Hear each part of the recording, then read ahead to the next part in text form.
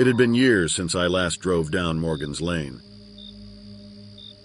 The locals warned travelers to avoid it, especially at night. They called it the haunted highway. I always brushed it off as a superstition, a tale told to scare the children. But tonight, the fog was thick, the moon pale and obscured by clouds. My GPS malfunctioned, rerouting me to the very road I'd laughed off. I hesitated, but then thought, what's the worst that could happen? As my car ambled onto the road, a cold chill caressed the back of my neck. The fog seemed to grow thicker, reducing visibility to a mere few feet. My headlights could hardly penetrate it, revealing fleeting shadows that darted just beyond their reach.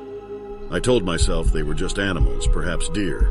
But as I continued down the lane, the shadows seemed more humanoid. Whispered voices resonated, becoming clearer with each passing mile. "Turn back," they murmured.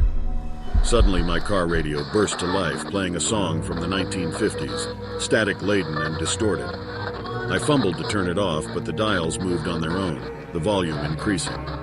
Panicking, I decided to turn the car around.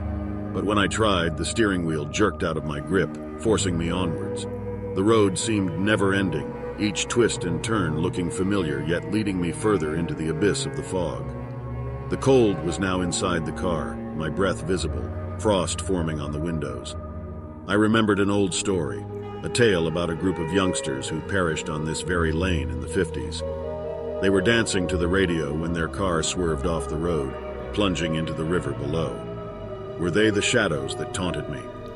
Suddenly, the fog lifted, revealing the dilapidated remains of a bridge ahead.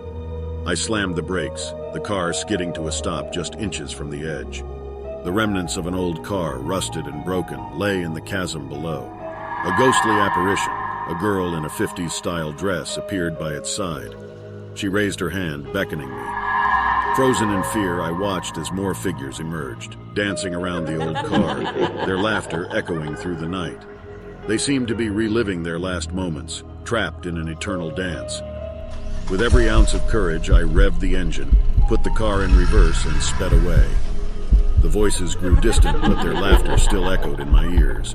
By the time I reached the main road, the sun was beginning to rise.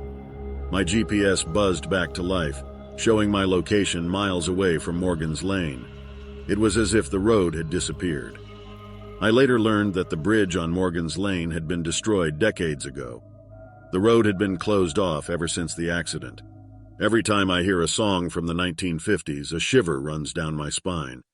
I steer clear of old country roads, especially when the fog sets in. And while I try to tell myself it was all a dream, I can never forget the dance of the doomed souls on Morgan's Lane.